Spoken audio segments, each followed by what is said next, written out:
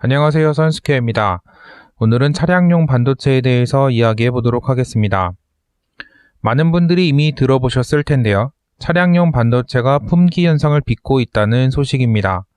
기아신몸 차량용 반도체 주문 후 받기까지 10개월, 계속되는 차량용 반도체 부족 여파, 2분기가 더 문제, 차량용 반도체 부족 일파만파, 현대자동차, 기아도 위기경보와 같은 기사들이 나오고 있습니다. 작년 하반기부터 있었던 이슈니까 이미 시간이 꽤 지난 문제라고 볼 수도 있는데요. 문제는 기사에서 보시듯이 아직 끝나지 않은 문제라는 데 있습니다. 현대차는 지난 12일 공시를 통해서 아산 공장의 생산을 중단한다고 밝힌 바 있습니다. 현대자동차는 아시다시피 아산과 울산에 공장이 있고 아산에서는 소나타, 그랜저 등을 만들고요. 울산에서는 코나 아이오닉5 등이 생산됩니다. 공시에는 아산 공장이 12일에서 13일까지 양일간 생산을 중단한다고 밝혔습니다만 울산 공장도 지난 일주일 동안 생산 중단을 한 후 15일에 생산 재개를 한 바 있습니다. 그러니까 특정 차종이나 공장의 문제가 아니라 전방위적인 문제라는 것을 알 수 있겠습니다. 하지만 어제 공장 생산 재개로 끝난 것으로 보였던 일은 다시 오늘 기사를 통해서 끝나지 않았음을 보여줬습니다. 오늘 16일에 나온 기사를 보면 19일에서 20일 양일에 걸쳐서 생산 중단을 다시 시행한다는 내용이 있습니다. 역시 이유는 자동차 반도체 수급 문제가 꼽히고요. 이로써 약 2,000대의 생산 차질을 빚게 될 전망이라고 합니다. 그럼 이것이 현대차를 비롯한 우리나라만이 문제냐 하면 그건 또 아닙니다. 화면의 표에서 보시다시피 많은 완성차 업체에서 이미 생산 중단을 비롯한 특단의 조치가 들어간 상태입니다. IHS 마켓에 따르면 반도체 공급난으로 인해서 21년 1분기 자동차 생산 차질은 130만 대에 이른다고 합니다. 또한 다른 기관의 발표에 따르면 매출액 감소는 600억 달러에 이를 것이라는 분석도 있었습니다. 그러면 차량용 반도체가 도대체 무엇이길래 이런 문제가 생기고 있는 걸까요? 차량용 반도체라는 말은 차량에 들어가는 반도체를 모두 아우르는 말입니다. 현재의 내연기관 차량에는 반도체가 3,400개 이상이 들어간다고 알려져 있죠. 물론 앞으로 자율주행차 등으로 진행이 가속화될수록 이 부품의 숫자는 기하급수적으로 커질 수밖에 없습니다. 그럼 차량의 반도체는 어느 곳에 쓰이는가 하신다면 표를 보시면 알 수 있습니다.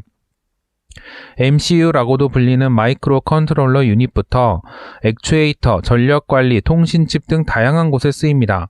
말이 내연기관 차량이지 요즘은 거의 전장화돼 있잖아요. 결국 이런 흐름 속에서 반도체의 사용 빈도가 높아지는 것은 매우 당연한 현상이라고 할 수 있습니다. 여기서는 반도체 개개의 특성을 알아볼 것은 아니고요. 생산 기업을 한번 봐주셨으면 합니다. 보쉬나 퀄컴, 소니, 삼성 같은 회사들은 어떤 방식으로든 들어보셨을 것이라 생각됩니다. 하지만 이름이 자주 나오는 NXP, 르네사스, TI, 인피니온 같은 회사들은 반도체 회사라는 것을 알기 이전에 회사 이름을 처음 들어보시는 분들도 많으실 겁니다. 하지만 이 회사들이 바로 차량용 반도체를 유의미하게 지배하고 있는 그룹들이고 이번 반도체 품귀의 중심에 서 있다고도 할 수 있습니다. 차량용 반도체는 우리가 아는 일반 메모리 반도체와는 달리 절대 강자가 없는 춘추 전국 시대로 칭할 수 있습니다. 화면의 표에서도 보실 수 있듯이 NXP, 인피니온 등이 수위를 달리고는 있지만 매년 순위도 바뀌고 조사기관에 따라서도 변경되기도 합니다. 그리고 두 회사를 제외한 나머지 회사들의 점유율도 크게 차이나지 않는 것을 볼 수 있습니다. 그저 이런 회사들이 상위권에 위치하고 있구나 정도를 알 수 있는 것이죠. 여기서 잠깐, TI라는 회사가 익숙하신 분들이 있을지도 모르겠네요. TI는 텍사스 인스트루먼트, 바로 공돌이들의 필수품, 공대의 꽃, 공학계산기의 끝판왕, 그래핑 칼큘레이터를 만드는 회사입니다. 여담이지만 저도 참 이 계산기를 갖고 싶었었는데요. 일단은 너무 비쌌고 그리고 좋은 계산기를 쓰기에는 공부를 못해서 양심상 조금 싼 계산기를 썼던 기억이 납니다. 아무튼 그렇고요. 다시 차량용 반도체 시장으로 돌아오겠습니다. 차량용 반도체 시장은 모두가 예상하듯이 지속적으로 성장하고 있습니다. 2020년 380억 달러에서 2026년에는 670억 달러 수준으로 성장이 예상된다는 것을 보실 수 있습니다. 성장은 모두가 예상하는 내용이라 알겠는데 2020년에 오히려 역성장하는 모습이 있다는 것을 보실 수 있으실 겁니다. 이 부분이 바로 현재까지도 이어지고 있는 차량용 반도체 품귀 현상이 그래프로 나타난 것이라고 볼 수 있습니다. 현재까지도 그 영향은 계속해서 이어지고 있습니다. 그렇다면 왜 차량용 반도체 수급 불균형이 생긴 것일까요? 자, 2020년에 어떤 문제가 생겼다 싶으면 이유가 뭘까요? 바로 코로나죠. 모든 시작은 코로나에서 비롯됩니다. 코로나 팬데믹이 발생하자 자동차 회사는 이 전례 없는 사건에 고민을 합니다. 사람들의 소비 심리가 위축될 것은 자명해 보였고 자동차 회사는 출하량 목표를 낮춥니다.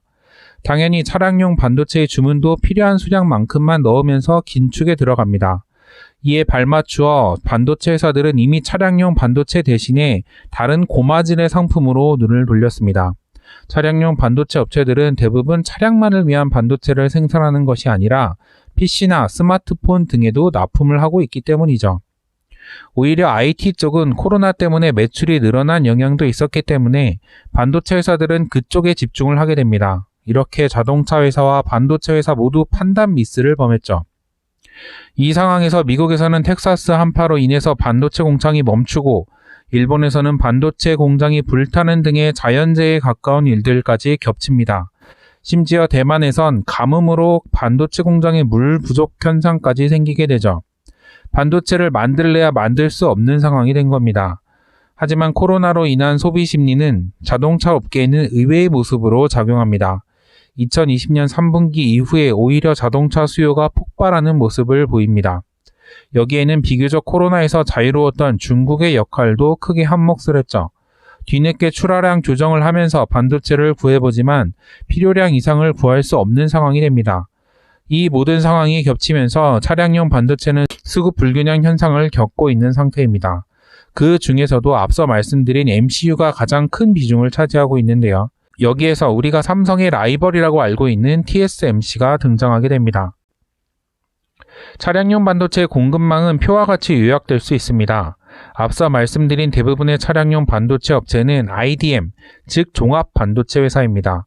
삼성과 같은 회사들로 설계와 생산을 모두 아우르는 업체입니다. 하지만 일부 물량의 경우에는 TSMC 등 파운드리 업체에 외주 제작을 주기도 하는데 그게 바로 MCU였습니다. 나오는 이야기들을 종합해보면 TSMC가 전 세계의 MCU 70%를 생산한다는 말이 있을 정도로 TSMC의 비중이 큰데요. 그만큼 수요가 몰리면서 수급이 지연되는 현상이 계속되고 있습니다.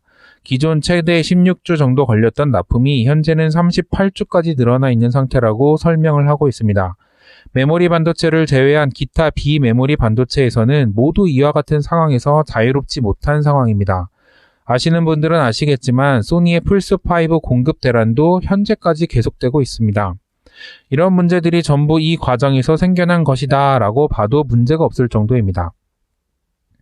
그럼 이걸 보고 TSMC는 하는데 왜 삼성은 못하느냐 라고 말씀하실 수도 있을 것입니다. 기본적으로 TSMC와 삼성을 같은 선상에서 비교할 때는 파운드리 업체로서 비교를 해야 하는데 사실 삼성은 파운드리로서 아직까지는 TSMC에 비할 수 있는 회사가 아닙니다. 아직까지는 말이죠. 그만큼 TSMC가 비메모리를 아우르는 다양한 제품군을 가지고 있는 것이 사실입니다. 더구나 현재 주력인 12인치 웨이퍼 이외에 8인치 웨이퍼에서 비메모리를 만들려면 삼성 입장에서는 추가 투자가 필요한 상황입니다. 수천억에서 수조 원이 들어갈지도 모르는 설비를 늘리는 것이 쉬운 일은 아니겠죠. 하지만 더 중요한 문제는 차량용 반도체 업계의 특성에 있습니다. 차량용 반도체는 오랜 시간 안정성이 검증되어야 진입할 수 있는 시장입니다. 같은 성능을 낸다고 하더라도 고객사 입장에서는 기존에 써왔던 제품을 고집할 수밖에 없습니다. 막말로 핸드폰은 고장나면 바꾸면 되지만 차량은 고장날 경우 사람의 목숨과 직결되는 문제를 야기할 수 있기 때문이죠.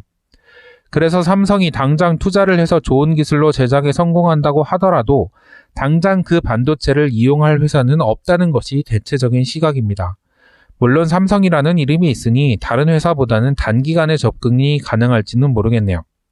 더불어 차량용 반도체는 긴 수명, 극한의 온도 등 환경 조건이 매우 까다롭습니다. 이를 지키기 위한 제품 개발에 들어가는 품으로 좋은 메모리 반도체를 만드는 것이 더 쉬울 수도 있는 것이죠. 또한 다품종 소량 생산이기 때문에 일부 제품을 만든다고 하더라도 시장 자체를 장악할 수 없는 구조적인 문제도 있습니다. 이번 차량용 반도체 문제를 보면서 많은 분들은 삼성전자가 무언가 해줬으면 하시는 것을 볼 수 있었습니다. 현실은 앞서 말씀드린 대로 쉽지 않습니다. 마지막 남은 방법은 M&A를 통해서 기존의 시장을 선점한 업체를 사들이는 것인데 삼성이 여기까지 검토를 하고 있는지는 잘 모르겠습니다. 파운드리 업체로서의 입지를 다지기 위한 포석으로는 나쁘지 않지만 사실 돈이 되는 시장은 아니니까요. 하지만 앞으로 성장하는 차량용 반도체 시장에 뛰어들려면 충분히 가능성 있는 내용이라고 생각합니다. 그럼 여기서 선스퀘어 기업수다는 마치도록 하겠습니다. 감사합니다. 재밌는 영상을 또 보고 싶다면 구독, 좋아요 눌러주세요.